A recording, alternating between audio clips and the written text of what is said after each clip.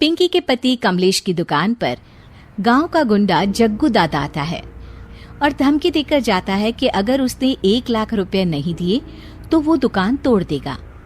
घर में सभी परेशान होते हैं। अरे सत्यानाश हो उस जग्गू का, अच्छा खासा लड़का था, पता नहीं क्यों गुंडागर्दी करने लगा, किसी की भी जमीन हड़प लेता है और अब हमारी दुकान के पीछे पड़ा है नास पीटा। मेरे तो कुछ भी समझ में नहीं आ रहा कि मैं क्या करूं। अरे बेटा, मैं तो कह रही हूं कि 1 लाख रुपए दे दो और छुट्टी पाओ इस जग्गू दादा से। नहीं माँ, मेहनत की कमाई है, ऐसे कैसे दे दूं? मैं तो 1 रुपया भी नहीं देने वाला उसे। अरे पैसा तो दोबारा भी कमा लेंगे, पर जान है तो जहान है। नहीं पिताजी, मैं नहीं दूंगा पैसे, मैंने फैसला कर लिया है। पिंकी कमरे में आकर सोचने लगती है, मेरे पति के ऊपर ये कैसी मुसीबत आ गई है। हे भगवान, क्या करूं मैं? तभी उसे जादुई पत्थर से आवाज सुनाई देती है, दन दना दन दन दन दन, जो चाहे वो तू बन। अरे हाँ, मैं भी कितनी भुलक्कड़ हूँ, मेरे पास तो जादुई पत्थर है, पर मैं क्या करूँ?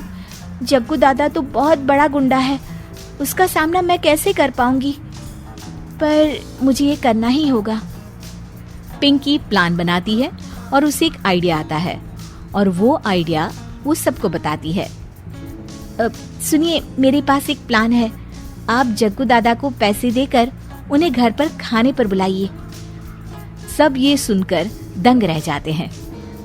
लो और सुनो, अरे वो तुम्हारे दूर के चाचा नहीं है जिसको खाने पर बुलाया जाए, जग्गू दादा है, इस गांव में सबसे अमीर और 1 नंबर का गुंडा। ओफो सासू माँ, मैं जो कह रही हूँ वो करके तो देखिए। मैं आपको यकीन दिलाती हूँ कि कल के बाद जग्गू दादा हमें कभी परेशान नहीं करेगा। पिंकी के कहने पर कमलेश जग्गू दादा को रुपए देता है और उसे अपने घर खाने पर बुलाता है। अरे भाई, मानना पड़ेगा कमलेश, काफी तरक्की कर लिया है तुमने। 1 लाख रुपए तो बड़ा ही कम डोनेशन था। जग्गू दादा सोफे पर बैठता है और सबसे मिलने लगता है। अरे भाई, लता मौसी ठीक तो हो ना? सुना है घुटने में बहुत दर्द रहता है। हाँ बेटा, पर तुझे कैसे पता चला? अरे जग्गू दादा सारे गांव की खोज खबर रखता है, और वैसे भी मेरी माँ और आप तो बचपन की सहेलियां थी ना, तो आप तो हमारी मौसी हुई। मौसी कहकर 1 लाख रुपए का चूना लगा रहा है कमबख्त। तभी बेल बजती है और कमलेश दरवाजा खोलता है तो सब दंग रह जाते हैं। अरे एमपी साहब, आप आइए आइए, आप कमलेश को कैसे जानते हैं?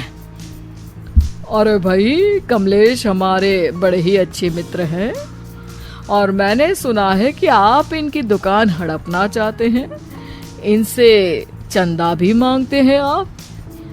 अरे एमपी जी, वो तो बस थोड़ा धंधे में मंदी चल रही थी तो गांव वालों से थोड़ी मदद मांग ली। देखो जग्गू दादा, होंगे दादा तुम अपने घर के, ये हमारे पहचान के लोग हैं, इनके साथ तुमने कुछ भी उल्टा सीधा किया तो सीधा जेल में डाल देंगे, समझे? फिर वहां बाकी कैदियों से चंदा मांगते फिरोगे क्या? जग्गू घबरा जाता है और वहां से जाने लगता है। जी जी एमपी जी, समझ गए, हम चलते हैं, हमें माफ कर दो कमलेश बाबू। अरे बेटा, खाना तो खा लेता। अरे जग्गू। जग्गू दादा को भागता देख एमपी के रूप में बदली पिंकी हंसने लगती है और सब एमपी के पास आते हैं और उनका धन्यवाद करते हैं।